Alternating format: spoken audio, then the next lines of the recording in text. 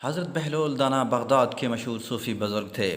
آپ نے جب دنیا کے آسائشوں کو خیر بات کہہ دیا تو ننگے پاؤں دیوانوں کی طرح بغداد اور ارد گرد کے ویرانوں میں گھومتے رہتے۔ کوئی گھر کوئی ٹھکانہ نہ رہا، جہاں تھک جاتے بس وہیں ڈیرا ڈال لیتے تھے۔ عشق الہی میں ہر وقت گم رہنے کی وجہ سے لوگ آپ رحمۃ اللہ کو بہلول دیوانہ کہتے تھے۔ حضرت بہلول دانا کی ایک حکایت مشہور ہے۔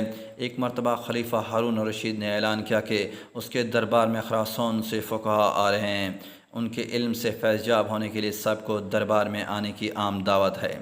حضرت بہلول دانا نے جب یہ اعلان سنا تو شوق علم میں وہ بھی خلیفہ کے دربار میں پہنچ گئے۔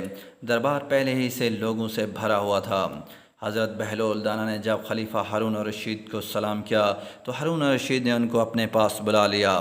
ہارون الرشید کے پاس ہی شاہانہ کرسی پر بیٹھے ہوئے فقہا نے جب دیکھا کہ ننگے پاؤں پرانے اور گرد آلود کپڑوں میں ملبوس ایک دیوانے کو بادشاہ اس قدر عزت دے رہا ہے تو وہ بہت حیران ہوا اور بولا، آپ بہت مہربان اور فراخ دل ہیں جو ایسے معمولی لوگوں کو بھی اپنے دربار میں اتنی عزت دیتے ہیں۔ حضرت بہلول دانا نے یہ بات سن لی اور اس سے مخاطب ہو کر کہا، آپ ایک بڑے فقہا ہیں اور میں ایک علمی دیوانہ ہوں، کیوں نہ آپس میں علمی مباحثہ کر لیں۔ یہ سن کر ہارون الرشید خوش ہو گیا، کیونکہ اسے علمی مباحثوں اور مناظروں کا شروع سے ہی شوق تھا۔ ہارون الرشید نے فقہا کو مخاطب کرتے ہوئے کہا، آپ کو بہلول کی دعوت قبول کر لینی چاہیے۔ فقہا نے کہا، میں علمی مباحثہ کرنے کے لیے تیار ہوں، لیکن میری ایک شرط ہوگی۔ میں ایک سوال پوچھوں گا، اگر اس کا جواب بہلول نے صحیح دے دیا تو میں 1000 اشرفیاں دوں گا، اور اس سوال کا جواب درست نہ ہوا تو پھر بہلول کو مجھے 1000 اشرفیاں دینی ہوں گی۔ بہلول مسکرائے اور کہا، فقیروں کے پاس بھلا مال دنیا کا کیا کام؟ اگر میں سوال کا جواب نہ دے سکا تو خود آپ کے سپرد کر دوں گا، پھر چاہے مجھے غلام بنا کر بیچ دیں، مجھے منظور ہوگا۔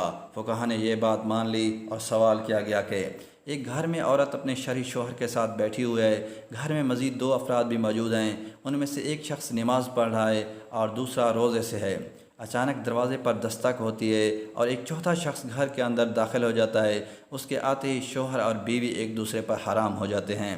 گھر میں نماز پڑھنے والے کی نماز اور روزہ دار کا روزہ باطل ہو جاتا ہے۔ بتائیں بحث سے آنے والا چوتھا شخص کون ہے؟ سوال سن کر دربار میں موجود دانشمند بھی سر پکڑ کر بیٹھ گئے کہ آخر چوتھا شخص کون ہے جس کے آتے ہی میاں بیوی ایک دوسرے پر حرام ہو گئے اور نماز پڑھنے والے کی نماز اور روزہ دار کا روزہ باطل ہو گیا۔ دربار میں خاموشی چھا گئی۔ اسی اثنا میں حضرت بہلول رحمۃ اللہ نے بے ساختہ جواب دیا کہ گھر میں داخل ہونے والا چوتھا شخص اس عورت کا پہلا شوہر ہے جو سفر پر گیا ہوا تھا۔ جب عورت کو اس کے انتقال کی خبر ملی تو اس نے کسی دوسرے مرد سے عقد کر لیا جو اس کے پاس بیٹھا تھا، جبکہ دیگر 2 افراد کا ہدیہ دے کر عورت اپنے مرحوم شوہر کی قضا نمازیں اور روزے رکھوا رہی تھی۔ اس لیے جب اس عورت کا پہلا شوہر زندہ سلامت واپس آ گیا تو اس کے دوسرے شخص سے عقد ٹوٹ گیا اور پہلے شوہر کو مردہ سمجھ کر پڑھی جانے والی نمازیں اور روزے بھی باطل ہو گئے۔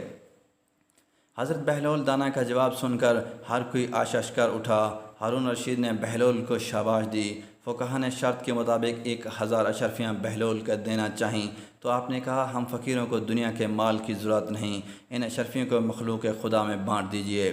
یہ سن کر فقہا بہت متاثر ہوئے اور بولے کہ بہلول، تم نے مجھے احساس دلا دیا ہے کہ علم کی کوئی حد نہیں ہوتی اور کسی کی زہری حالت دے کر اسے کم تر خیال نہیں کرنا چاہیے، اس لیے آپ بہلول دیوانہ نہیں بلکہ بہلول دانا ہیں۔ دوستو، اس طرح کی مزید ویڈیوز کے لیے سبسکرائب مائی چینل۔